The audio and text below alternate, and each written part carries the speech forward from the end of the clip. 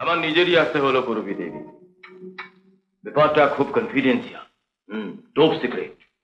ও mister writer আর mister কুটের ওপর একটু নজর রাখতে হবে। আচ্ছা, ওদের মনের অবস্থা কেমন বুঝছে? বিজনেসের ব্যাপারে ওদের সঙ্গে কোনো কথা হয়নি। বলতে হবে, তা না হলে এমন খুবসুরত এত সুন্দরী হতে রেখে আমার লাভ কি হলো? দেখবেন কি ওদের সেবা যত্নের উপর কিছু ডিফিকাল্টি যেন না। কি ওদের খুশি থাকার উপরে ভবিষ্যতে অনেক কিছু নির্ভর করে। আচ্ছা করবি দেবী, বলুন। আচ্ছা অনিন্দ এখানে কতক্ষণ থাকে?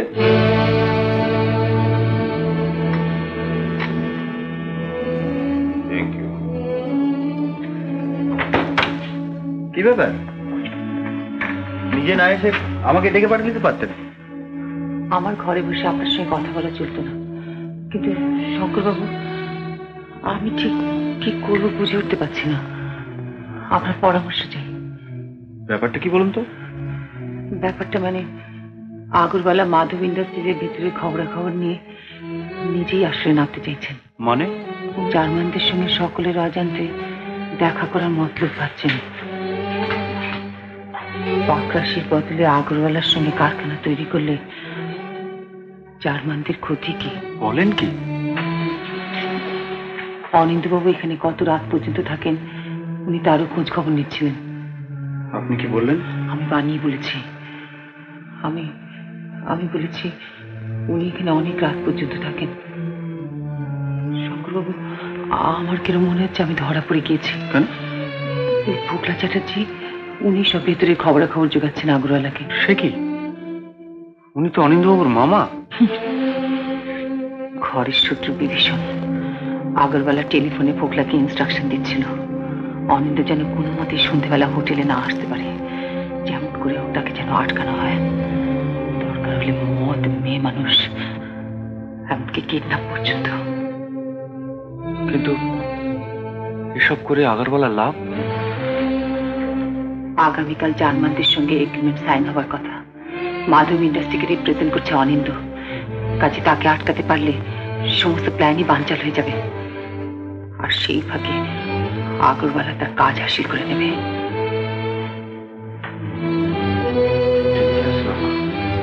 শঙ্করবাবু আমি এখন কি করি বলুন না? আপনি অনিন্দবাবুকে সব কথা বলুন না ফোনে। আমি অফিসে অনেকবার টেলিফোন করেছি কিন্তু পাইনি। বাড়িতে টেলিফোন করতে আমার কিরকম ভয় ভয় করছিল।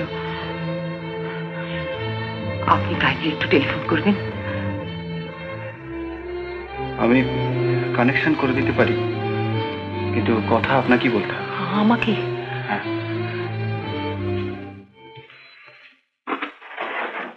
বুঝলে ভাগ্নে, আমার মোটো হলো ক্রিজে যতক্ষণ থাকবে ততক্ষণ পিটিএ খেলে যাও, বুঝলে? খালি পিটিএ খেলে যাও। লাইফটাকে এনজয় করো, লাইফটাকে এনজয় করো। কি যায় সাহেব আপনার টেলিফোন? আচ্ছা মামা, 1 মিনিট। অরিন্দবাবু, শাহজাহান হোটেল থেকে বলছি।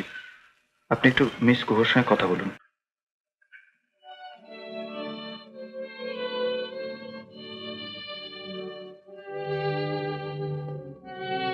হ্যালো, আপনি যদি এক্ষুনি একবার এই হোটেলে চলে আসেন। না না, আজ আর হোটেলে আসতে পারছি না। আজ এই মামার সঙ্গে একটু বেরোচ্ছি। মা বলেছে আমার প্রেমের মেয়েদের সঙ্গে আলাপ করিয়ে দেবেন। উনি আমার স্বরচিত কবিতা পড়ে শোনাবেন। ওসব অন্য কোনো দিন হবে। আপনি আজকে এই মুহূর্তে এক্ষুনি চলে আসুন প্লিজ। কি বলছেন আপনি? আমার যে ভীষণ একা লাগছে, আমার খুব একা লাগছে। আপনাকে আমার ভীষণ দেখতে ইচ্ছে করছে, এক্ষুনি দেখতে ইচ্ছে করছে। শুনুন শুনুন, হ্যালো হ্যালো, শুনুন, হ্যালো।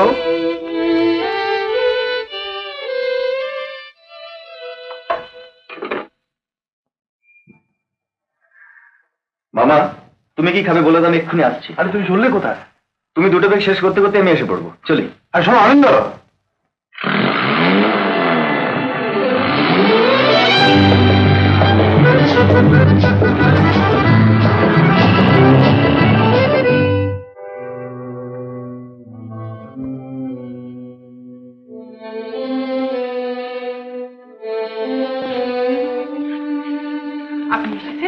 এই যে হঠাৎ টেলিফোনটা ছেড়ে দিলেন, কি ব্যাপার বলুন তো?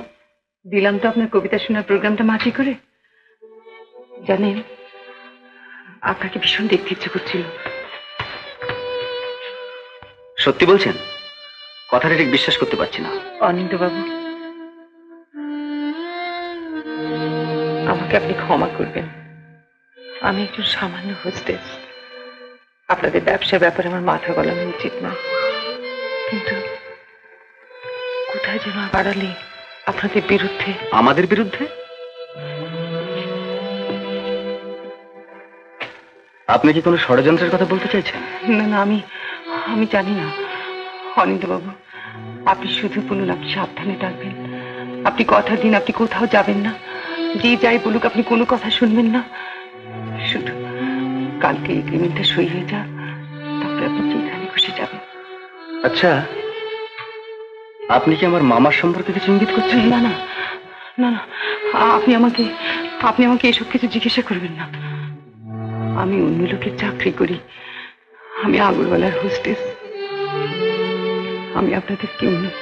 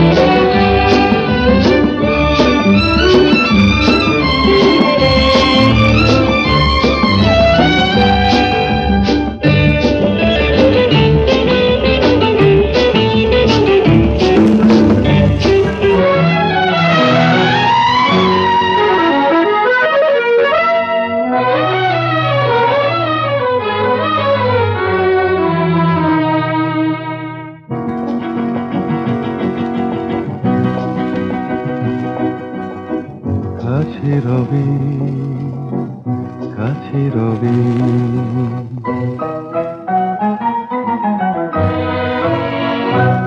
জানি কোনো দিন হবে না শুধু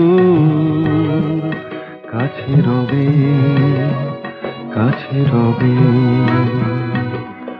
দূর আরো দূর আরো দূর যাবে শুধু এইক্ষণ হবে না শুধু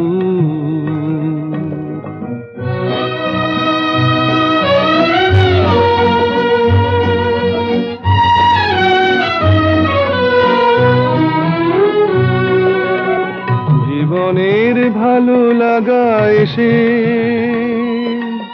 হৃদয়ের দ্বারে আজ মেশে জীবনের ভালো লাগা এসে হৃদয়ের দ্বারে আজ মেশে সব কিছু যেন শুধু নীরবে বলে তাই সব কিছু যেন শুধু নীরবে বলে কাছে রবে জানি কোনো দিন হবে না শুধু। এরকম আরো অনেক সিনেমা দেখতে হলে ডাউনলোড করুন ক্লিক অ্যাপ।